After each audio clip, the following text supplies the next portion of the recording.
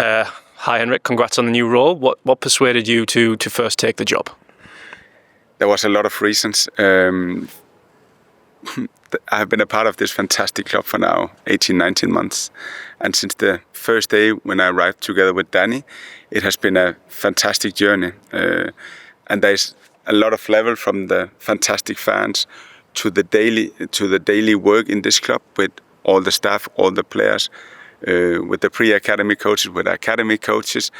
And then on the personal level, my family love to stay here. My two boys love to be in the school where they are. They love to play football here.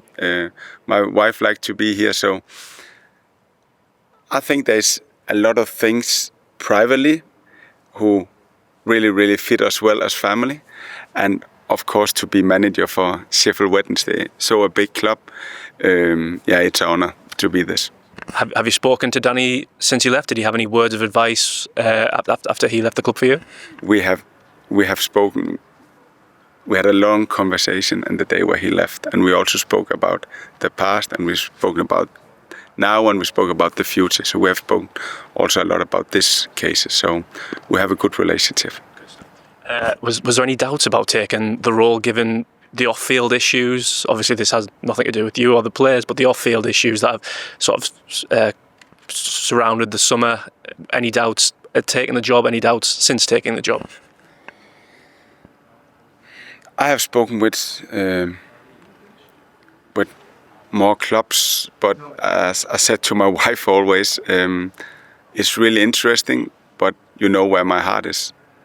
So when they asked me to come back, I had no doubt. Again, I have been a part of this club. I know the players so well. I know the staff so well around. I know the coaches here. So for me, there was no doubt when they asked me. What have your conversations with the owner been like? When would you last speak to him? And we are speaking regularly, and we have a very professional relationship. And I try to speak with him as much as necessary, so we can create the best environment for our players, for our staff, to make the best possible performance every day for training and prepare us for the coming games. There's a lot of controversy over the off-field issues, and that obviously falls down to the ownership, or that they get the blame rather. Did you get the sense that he cares for the club? What he said to me last time when we spoke together, that he will do everything what he can to solve the problem as quick as possible. So I think he do what he can. And what have your relationship with the players been like? Obviously, you're coming up from assistant, so there's that level of good relationship there. How many training sessions have you had, and what has been your message when you've been leading those sessions? You have to ask the player about. No, I think I have a really good relationship to the players, and I have a big respect for them, and I think I feel the same the other way. So we have a good, really good environment, because it's a tough environment right now, because there's so many things from outside. So when they're all waking up every day in the morning, they have to go to training. They have to take some extra out to make a top performance, because there's a lot of pressure from outside. And we all know when there's a lot of pressure in a negative way, there's a lot of thought. And when we have a lot of thought, we are also under stress. And when we're under stress, we're in the past, what we should have done in the future, what should I do in the future. But we also know that the top performance are in the moment. So every day when they are coming in, to support them, to help them, to find a small accept for a period of time, so they can make a top performance in the training, of course, is a part of the job now. But I also have to say how the boys support each other, how they help each other before the training, how they help each other in the training. Some players are ready when I whistle first time. Some players are full here. It takes maybe 15, 20 minutes before they really come into a training. But to see how they support each other, to if one is down, to support him and to help him up is fantastic. So the biggest respect for my players, also for the staff, how they have handled and how they are doing, and how they handle this situation right now. Is it a delicate balancing act for you? Because obviously you understand the players' frustrations with the off-field stuff, but you also see it from the owner's point of view. So are you treading that sort of fine line? I have my own value in life, and I try to bring my own value to the players every day. And for me, it's important. What can I control? What can I not control? And all what I can control, I try to support my players in these areas. So I have understanding for them, big understanding for that is difficult right now. And the balance for me as a leader to come with motivation, with positive energy, and then to reach them here. Yeah, so we together find a balance, so we are top together on the pitch in the training, but of course also in the game. But again, how the players handle this situation right now is not for everyone. It's not for everyone to do this. It's for special ones, and they do a really special job in the moment. They obviously didn't play the behind closed doors game against Burnley. Are you confident that they will turn out against Leicester? All indications are that they will, but are you confident that they will go ahead against the game? Will go ahead against Leicester? Yeah, I have big respect for the solution what they did. Yeah, and I'm also convinced that we have a group of players who really looking forward for Sunday game and will do everything what they can for our club. Is it about taking everything week to week or game by game at the minute? I know that's often said in the Championship, but is that especially true given the off-field events now?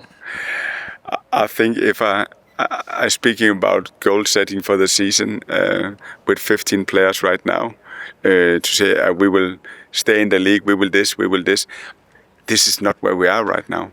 Right now we are that tomorrow I will do everything with my staff to make the best session for the players.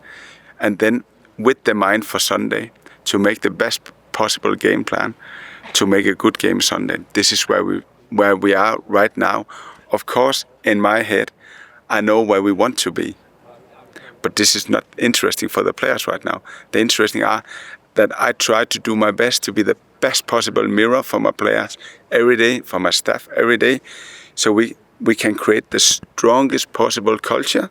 And for culture for me is two things, is how we are together beside the pitch, this environment, not be too heavy, no, keep a smile also in the difficult phases. And the second thing for me is culture, is how we perform together on the pitch. So when we start Sunday afternoon and the whistle, that we are all there, exactly as we train every day in training, to move all this when we go on the pitch and make a top performance. And the same we have to do on Sunday. So for me is to create this environment right now and then step by step. But of course, I have an idea how I want the club should look like in the future. Oh, that was going to be one of my questions. What is your goal for the season? But like you say, with 15 players, it's difficult to be able to do that. So how do you sort of manage those 15 players going into what can be one of the hardest leagues in the season, in the world? Sorry. For me, again, there's more different level of this, because I do all what I can for the players, but of course we need new players. We need new coaches, and I work on this for the players. I work with Kevin and his staff. All the coaches, they're working so much right now, and we are all watching players, for players who can help us inside the salary cap, but players who can help us now, but also players who can help us through the season. And right now it's not so easy just to find players.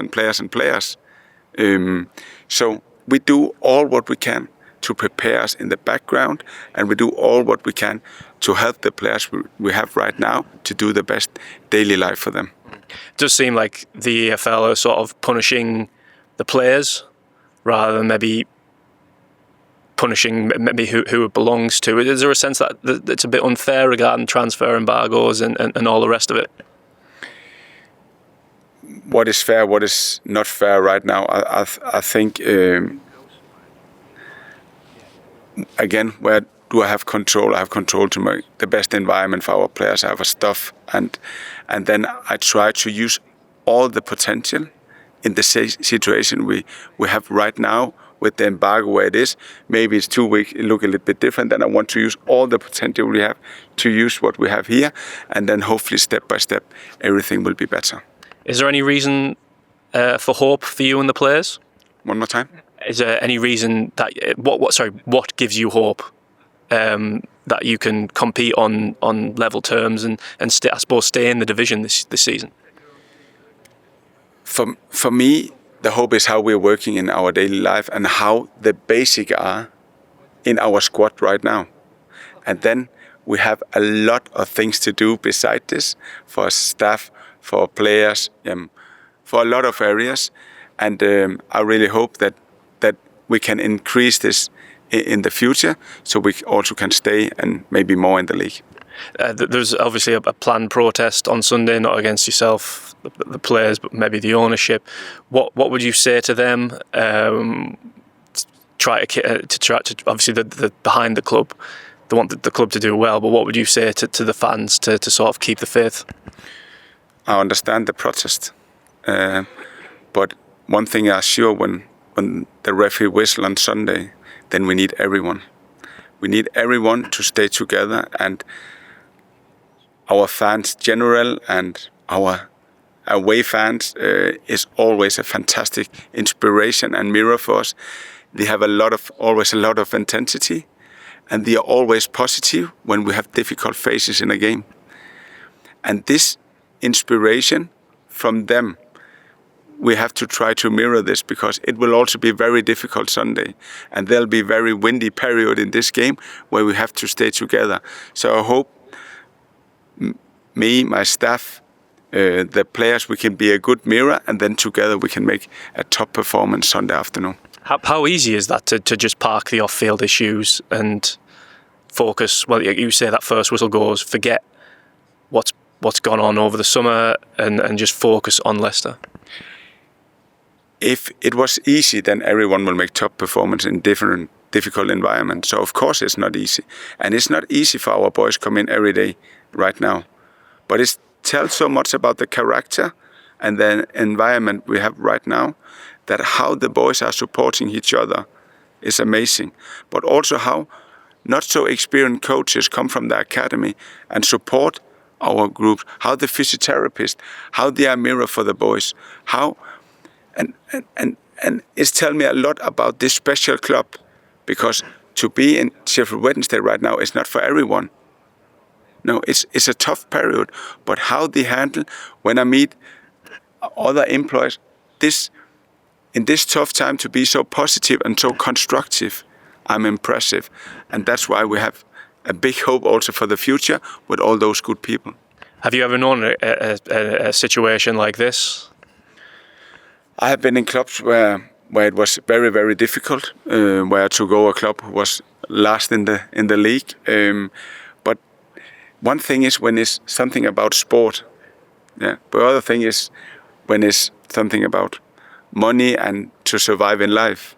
It's two different levels, and that's why I have never tried something like this right now.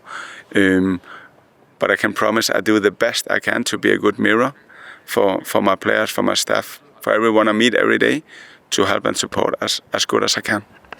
Lastly, just have you got your backroom staff assembled, or is that still working on? In the moment, I have two Giles, and I have Andy from the academy, and they do a great job.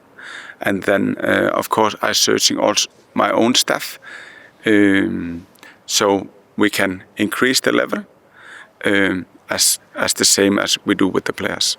Excellent stuff. Thank you so much for your time. All the best Sunday. Thank you. Take care.